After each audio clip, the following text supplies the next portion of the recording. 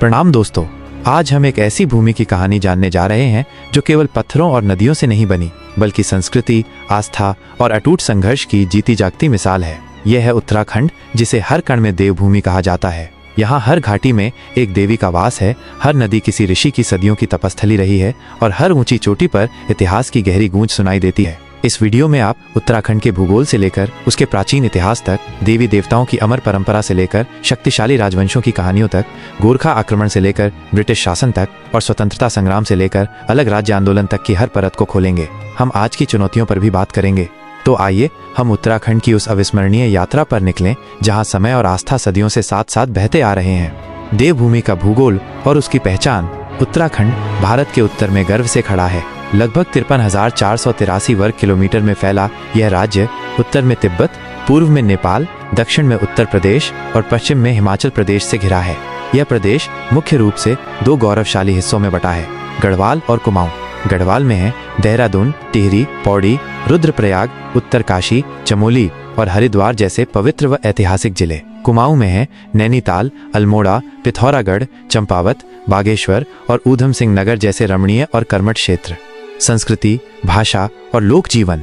यहाँ की भूमि पर गढ़वाली, कुमाऊनी, जौनसारी, रंग और भोटिया जैसी भाषाएं बोली जाती हैं। उत्तराखंड की संस्कृति में ढोल दमाऊ की थाप, झोड़ा चांचरी का नृत्य, मंडाण की लोक गाथाएं और पीढ़ियों से चली आ रही लोक कथाएं खास जगह रखती हैं। दिवाली और होली के साथ साथ यहाँ हिल जात्रा, फूलदेई और घिंघोला जैसे अनूठे पर्व भी मनाए जाते हैं जो जीवन का उत्सव मनाते हैं।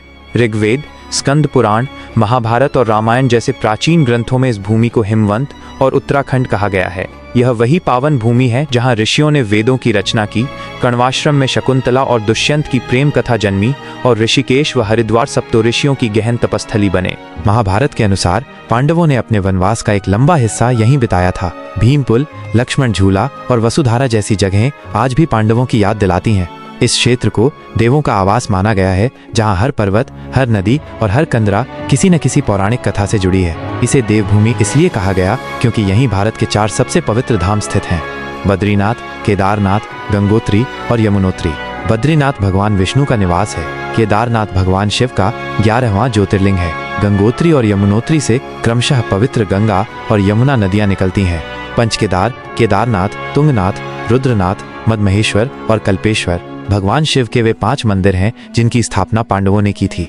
यहाँ कई शक्तिपीठ भी हैं, जैसे माँ सुरकंडा देवी, माँ ज्वाल्पा, माँ नैना देवी और माँ धारी देवी। गोलू देवता जैसे लोक देवता को न्याय का साक्षात प्रतीक माना जाता है। राजवंशों का स्वर्णिम काल 6ठी से 12वीं शताब्दी तक उत्तराखंड पर कत्यूरी वंश का शासन रहा। उनकी राजधानी कार्तिकेयपुर थी, जिसे आज बैजनाथ के नाम से जाना जाता है। इस वंश ने जागेश्वर और बैजनाथ जैसे भव्य मंदिरों का निर्माण कराया। कत्यूरी राजाओं के बाद कुमाऊं में चंद वंश का उदय हुआ, जिसने अल्मोड़ा को अपनी राजधानी बनाया। वहीं गढ़वाल में पंवार वंश का शासन था। 16वीं शताब्दी में राजा अजयपाल ने गढ़वाल को एकीकृत किया और श्रीनगर को अपनी नई राजधानी बनाया। इन राजवंशों ने उत्तराखंड की कला, संस्कृति, मंदिर निर्माण और शिक्षा को खूब बढ़ावा दिया। गोरखाओं का आक्रमण और ब्रिटिश राज। 17वीं और 18वीं शताब्दी के अंत में नेपाल के गोरखाओं ने गढ़वाल और कुमाऊं पर आक्रमण किया। उनका शासन काफी कठोर और दमनकारी था, लेकिन 1813 में ब्रिटिश ईस्ट इंडिया कंपनी ने गोरखाओं को पराजित किया। इसके परिणाम स्वरूप कुमाऊं और गढ़वाल का पश्चिमी हिस्सा ब्रिटिश भारत का हिस्सा बन गया, जबकि टिहरी एक अलग रियासत बनी रही। ब्रिटिश शासन ने प्रशासनिक और शैक्षिक सुधार तो किए, लेकिन जनता पर भारी कर और कठोर वन नीतियां भी थोपी। स्वतंत्रता का संग्राम और अलग राज्य की पुकार। उत्तराखंड के कई वीर सपूतों ने स्वतंत्रता संग्राम में बढ़ चढ़कर हिस्सा लिया। श्री देव सुमन, पंडित बद्रीदत्त पांडे और गोविंद बल्लभ पंत जैसे महान व्यक्तित्व इसी धरती से थे। टिहरी रियासत में राजशाही के खिलाफ एक बड़ा आंदोलन हुआ, जिसका नेतृत्व श्री देव सुमन ने किया। उन्होंने जेल में अनशन करते हुए अपने प्राण न्योछावर कर दिए।